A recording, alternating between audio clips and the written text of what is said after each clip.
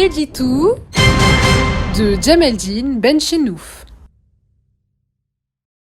Salam alaikum, Zulfilaoun, bonsoir. Le pire qui puisse prendre possession d'une personne est ce sentiment à la fois envahissant, diffus et lancinant d'être moins considéré que le qafs, que cet homme nouveau qu'on nous a promis de créer, qui a été créé et qui a pris possession de la cité, qui a revêtu le manteau des nouvelles mœurs, celle de l'arrivisme à n'importe quel prix, de la chita à ceux qui ont volé tout un pays. Oui, la société tout entière vous rappelle tous les jours que vous lui êtes inférieur à ce qafz, à celui-là qui sait sentir d'où vient le vent, qui sert le maître de l'heure et qui en tire de substantiels privilèges. Celui-là qui vous toise et vous prend de haut, qui vous écrase de sa condescendance. Le pire est que c'est un sentiment qui s'installe en vous, qui vous ronge de l'intérieur. Vous êtes vous-même fasciné par cet homme nouveau qui surnage au-dessus de la misérable mêlée. Même si, parfois, par des réactions impulsives à la limite de la rage et du désespoir, il vous arrive de vouloir briser ces chaînes invisibles. Mais sans autre résultat que d'entrer en hystérie ou de retomber en résignation. Mais le plus souvent aussi, et que sans même vous en rendre compte, vous vous mettez à vouloir lui ressembler, à cet autre, à cette chose, à lui ressembler furieusement, à le singer dans ses moindres postures, à user de ses manières, de ses attitudes, de ses rictus de mépris pour les autres. Il est pour vous le modèle social dominant, le qafz, celui qui a réussi, qui roule carrosse, qui a des liasses de billets de banque dans toutes les poches, qui les jette par pleines poignées sur les étals des commerçants. Il est la réussite incarnée. Il est si flan, haj, filtan, Mangénénar, Sid el-Wazir, Oustaz Boutartor. Tout le monde se coule à ses pieds et lui fait d'affectueux miaulements. Et qu'importe comment il a fait pour se hisser au-dessus des multitudes, l'essentiel est qu'il y a réussi. Il l'a fait. Il est milliardaire. Il est sénateur. Il est une charsia ou une doula. Sur le fronton de sa bidonvilla, il a fait graver Wahadha min fadlillah. Dans ses garages, de nombreuses voitures de luxe. Sa femme et ses filles sont des bijouteries ambulantes. Et pendant les mariages, elles font crever de jalousie les autres femmes. C'est cet homme nouveau que toute la société rêve de devenir. Il est entré en impeccabilité, innahu ma'soum. Plus personne n'a le droit de se demander comment il a pu arracher un tel statut, ni comment il a pu gagner en si peu de temps autant d'argent. Ce qu'il a pu commettre d'immoral ou d'illégal a été blanchi par ses hajj, ses umrah à répétition et la reconnaissance populaire.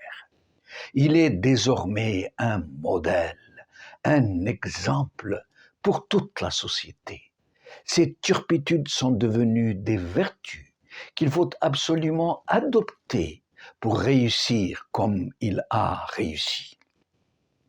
Et si d'aventure vous n'avez pas mis vos pas dans les siens, alors c'est que vous n'êtes pas un qafz. Vous êtes un perdant, un jaïh, au mieux un niya. Et tout dans les attitudes de votre entourage, y compris le plus proche, le plus cher, vous le rappellera tous les jours. Vous ne verrez pas briller cet éclat d'admiration dans les yeux de vos enfants, parce que vous vous êtes évertué à rester pauvre, à rester digne, à vous satisfaire du fruit de votre peine, de votre misérable retraite. Vous êtes resté vieux jeu, vous n'arborez pas de grandes marques sur vos vêtements. Vous ne claquez pas des fortunes pour des broutilles. Vous ne faites pas crier des tbrihettes sous les yeux brillants de cupidité de ceux et celles que la vie a écrabouillés. Mais tout le monde n'est pas aussi fort, aussi sûr de ses choix, ni aussi digne. Nombreux dans une telle société finissent par succomber à la convoitise, à l'admiration béate des plus pourris. Ils n'ont pas eu le choix. Ils ont cédé à la pression sociale, à la pression familiale, à l'amertume de leurs enfants qui veulent eux aussi s'habiller comme ceux des parvenus, avoir d'aussi belles voitures.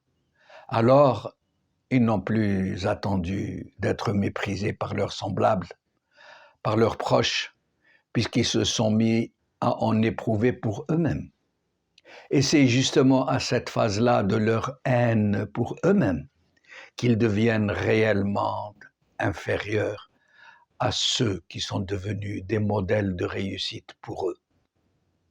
Au fond d'eux-mêmes, ils n'ont plus qu'un seul rêve, se fondre dans cette image admirable qu'ils se font de El-Hajj, Sid el-Wassir, Sinator, Hajj Flan, de glisser leur dignité sous le tapis avec les autres balayures de leur vie.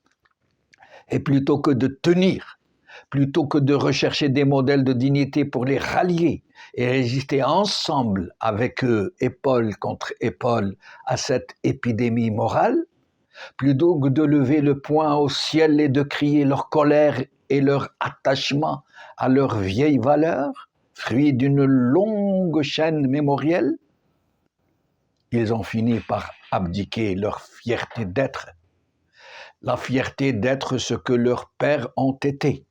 Ils ont abdiqué leur rêve et leur honneur. Ils se sont égarés dans les fumées de l'indignité. Ils ont sombré dans les plis oubliés d'une identité qui rase désormais les murs de la vie en attendant d'être emportés à jamais par les vents mauvais. Ils ont mis un genou à terre pour supplier qu'on les admette dans le cénacle du dominant ambiant, du maître de l'heure. Ils sont fatigués.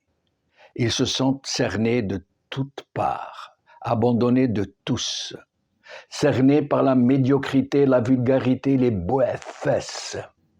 Ils ne savent pas que des hommes et des femmes d'honneur résistent encore, qu'ils refusent de laisser mourir leurs éblouissantes espérances et qu'ils continuent de lutter chaque jour que Dieu fait, pied à pied, contre la noire machine à écraser la dignité humaine. قال خير.